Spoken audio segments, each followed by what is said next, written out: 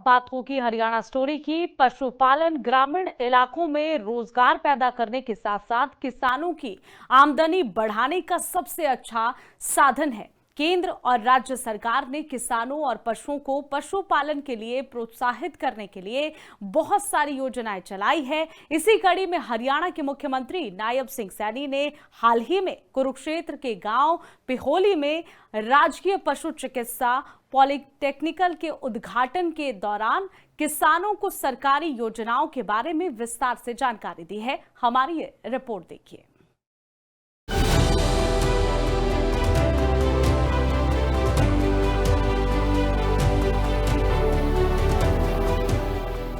मुख्यमंत्री नायब सिंह सैनी कुरुक्षेत्र में आयोजित 41वीं राज्य स्तरीय पशुधन प्रदर्शनी समारोह के तीसरे दिन बतौर मुख्य अतिथि संबोधन कर रहे थे।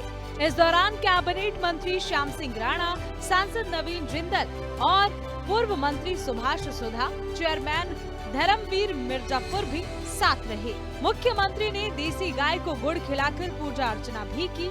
इस दौरान मुख्यमंत्री ने प्रदर्शनी का निरीक्षण कर पशुओं की अलग अलग नस्लों को देखा और पशुपालकों से बातचीत भी की। मेले में बनाए गए कैट वॉक पर अच्छी नस्ल के पशुओं का प्रदर्शन देखा गया।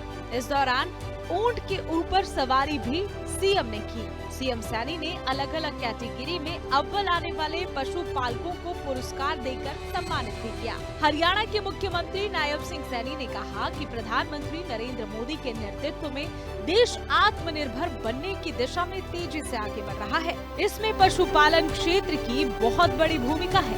दूध उत्पादन, दूध से बनने वाले उत्पाद, निर्यात और स्टार्टअप जैसे क्षेत्रों में किसानों और पशुपालकों के लिए बहुत अच्छे मौके हैं। उन्होंने कहा कि सरकार का लक्ष्य है कि पशुपालन को आधुनिक, फायदे वाला और लंबे समय तक टिकाऊ बनाया जाए। इसके लिए गांव-गांव पशु इलाज की सुविधा पहुंचाई जा रही है। अच्छी नस्ल के पशुओं को बढ़ावा दिया जा रहा है।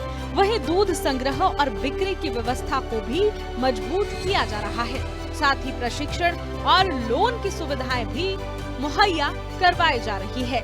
हरियाणा सरकार की प्राथमिकता है कि पशुपालकों की आमदनी बढ़े, नुकसान का खतरा कम हो और उन्हें सीधे बाजार से जुड़ने का मौका मिले। साथियों, आधुनिक पशु आहार, टीकाकरण और रोग नियंत्रण, प्रजनन तकनीकी और डिजिटल सेवाओं की जानकारी से आप पशुपालक और अधिक विकसित बनेंगे।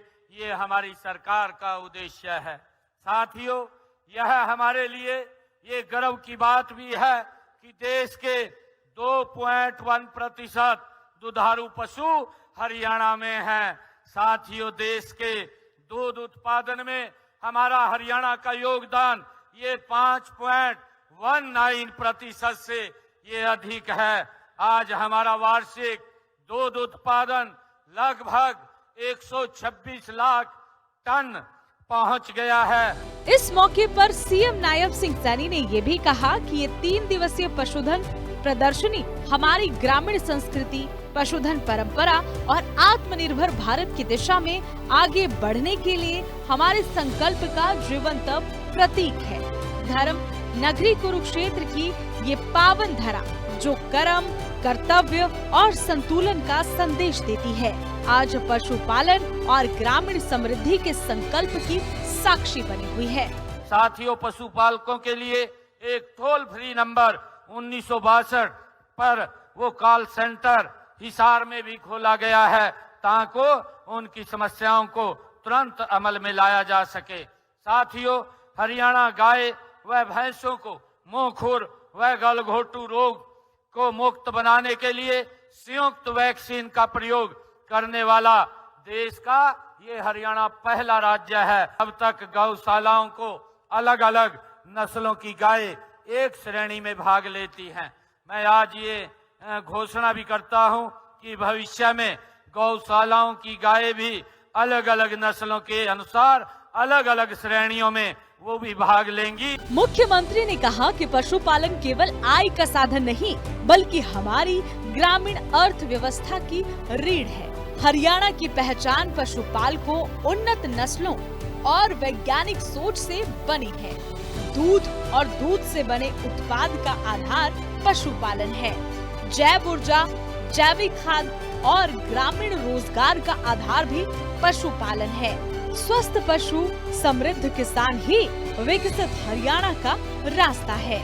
मुख्यमंत्री ने इस मौके पर ये भी कहा कि इस आयोजन का सबसे बड़ा उद्देश्य है पशुपालकों को पशुओं से जुड़ी नवीनतम जानकारी देना, गुणवत्ता का सम्मान करना और नवाचार को बढ़ावा देना। यहाँ पर आयोजित कैटल शो के माध्यम से सर्वश्रेष्ठ नस्लों को पहचान मिल पाई है।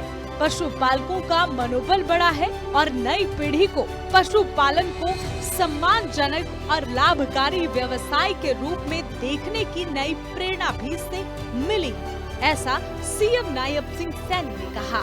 Bureau report, living India news.